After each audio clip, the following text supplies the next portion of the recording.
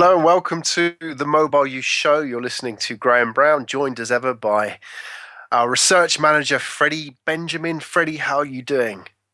Doing well, thank you, Graham. And yourself? Doing great. Now, Freddie, one of your pet subjects is innovation. And Yes. what's kind of interesting about innovation is we get asked a lot at Mobile Youth by clients, what is the next big thing?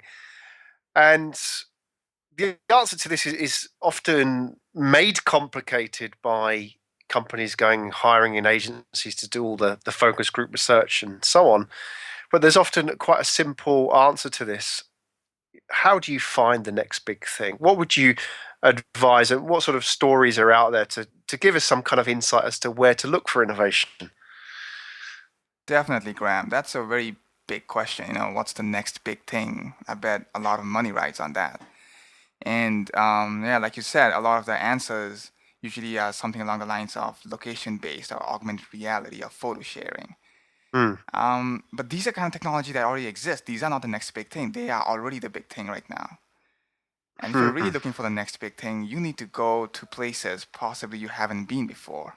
And right now, given the access to technology that young teenagers have, it's really young teenagers who are doing it. Now, let me illustrate this with an example. Um, there's an annual conference called the DEF CON. And this is a conference, a gathering, right, really, of the world's best hacking minds. Hmm. And during the 2012 DEF CON, um, a group of elite hackers called Ninja Networks, they created their own private mobile phone network called the NinjaTel.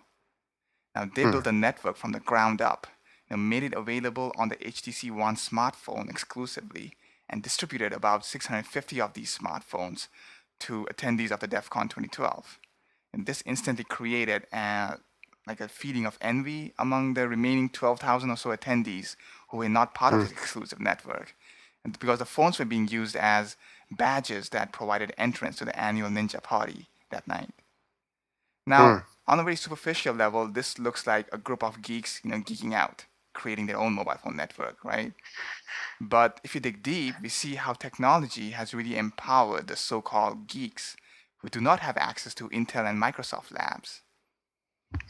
If you look Hmm. in the history of the Ninja Network hackers, they spend their teens phone phreaking, which is basically breaking into telephone networks and making free calls. So really, today there are teens who are jailbreaking, creating apps, and creating new software, sending Lego toys into space. Hmm. And if you're really trying to find the next big thing, you need to look at the teens who are doing these things, and that look seemingly, almost silly at first glance, but really there's deep innovation there if you can tap it and create a platform for these teenagers to build upon that innovation. What do you think the application of that grassroots mobile phone network would be for, let's say, a mobile operator? I mean, immediately they might look at that and say, "Well, that's a threat to our business, right?" Yeah, most definitely. I mean, the first thing it shows is that, if anyone who has a knowledge and equipment can set up their own mobile phone network, and create a Right. private network. So yes, it is a threat to mobile operators. Um, and if there are enough of these, I guess, private networks, then we might not need one big network to serve the entire country. There could be small communities running their own networks, just talking among themselves. And we've talked previously about open and discrete networks and how a lot of young people, want discrete networks. They want the conversation to be controlled. Like they want to know who they are talking to, and they want to make sure that nobody else is listening into it. And something like a private network allows people to do that. So there is a future in it, I would say. And even if you look at the apps that are coming out now, apps like Bat, they allow for a lot of discrete networking. Just keeping the conversation within a select group of people. Okay, that's very interesting. And maybe even for the mobile operators, there's an opportunity here in much the same way that you see fixed line telecoms companies like British Telecom, as an example, building out the grassroots Wi-Fi network FON Hmm. by using the routers of the local users and so on.